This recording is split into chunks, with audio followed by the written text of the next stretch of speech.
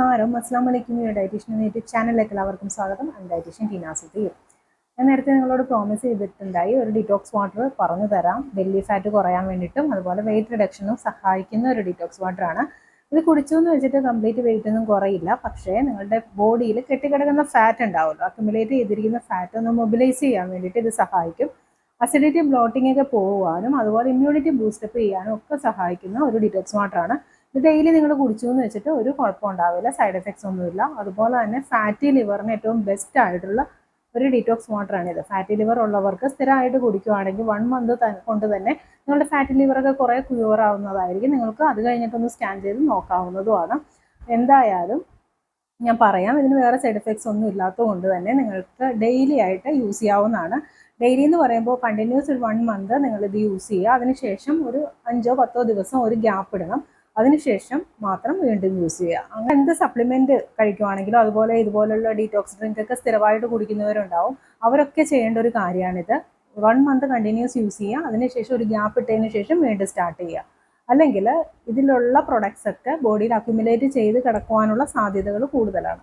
അതുകൊണ്ടാണ് ഞാൻ പറയുന്നത്. ഞാൻ പലപ്പോഴും എൻ്റെ വീഡിയോസിൽ ഈ ഡിറ്റോക്സ് വാട്ടർ പണ്ടൊക്കെ പറഞ്ഞിട്ടുണ്ടായി. പിന്നെ എൻ്റെ ഡയറ്റ് പ്ലാനിൽ മിക്ക പേഷ്യൻസിനും എൻ്റെ ഡയറ്റ് പ്ലാൻ എടുത്തിട്ടുള്ളവർക്കൊക്കെ അറിയാനും പറ്റും. ഇത് ഞാൻ മിക്കവരോടും പറയുന്നതാണ്, കാരണം അത്ര എഫക്റ്റീവാണ്, എല്ലാ സ്പൈസസും വരുന്നതുമാണ്. ഇത് പ്രിപ്പയർ ചെയ്യാൻ വേണ്ടിയിട്ട് നിങ്ങളൊരു പാത്രത്തിൽ, നമ്മൾ ഏത് പാത്രമാണ്, ഇപ്പോൾ ചായപാത്രമോ അല്ലാത്ത എന്തെങ്കിലും പാത്രമോ നിങ്ങൾ വെള്ളം തിളപ്പിക്കാൻ എടുക്കുന്ന പാത്രമായിരിക്കണം. അത്യാവശ്യം വലുപ്പമുള്ള പാത്രത്തിലേക്ക് 4 ഗ്ലാസ് വെള്ളം ഒഴിക്കുക. ശുദ്ധമായ ഫിൽറ്റേർഡ് വാട്ടർ യൂസ് ചെയ്യാം, അല്ലെങ്കിൽ നിങ്ങൾ കുടിക്കാൻ ഉപയോഗിക്കുന്ന എന്ത് വെള്ളവും ഉപയോഗിക്കാവുന്നതാണ്. അത് 4 ഗ്ലാസ് ഇതിലോട്ട് ആഡ് ചെയ്യുക. എന്നിട്ട് ഒരു ചെറിയ കഷ്ണം ഇഞ്ചി തൊലി കളഞ്ഞിട്ട് വാഷ് ചെയ്ത് അത് ചതച്ചിട്ട് ഈ വെള്ളത്തിലേക്ക് ഇടണം. ഇതിലേക്ക് ഒരു 1/4 ടീസ്പൂൺ നല്ല ജീരകം ഇടുക. അതുപോലെ തന്നെ ഒരു ചെറിയ കഷ്ണം പച്ചമഞ്ഞളായിരിക്കണം. പച്ചമഞ്ഞളാണെങ്കിൽ കുറച്ചുകൂടെ നല്ലത്. അല്ലെങ്കിൽ നമ്മൾ പൊടിപ്പിക്കുന്ന മഞ്ഞൾ പൊടി ഉണ്ടല്ലോ, പൊടിപ്പിച്ചെടുക്കുന്ന പാക്കറ്റ് പൊടിയല്ല, വീട്ടിൽ തന്നെ പൊടിപ്പിച്ചെടുക്കുന്ന മഞ്ഞൾ പൊടിയാണെങ്കിൽ ഒരു 1/4 ടീസ്പൂൺ അത് ആഡ് ചെയ്യാം. പച്ചമഞ്ഞൾ കിട്ടുവാണെങ്കിൽ അതൊന്ന് ജസ്റ്റ് ക്രഷ് ചെയ്തിട്ട് ഒരു ചെറിയ പീസ് അതും ആഡ് ചെയ്യാം.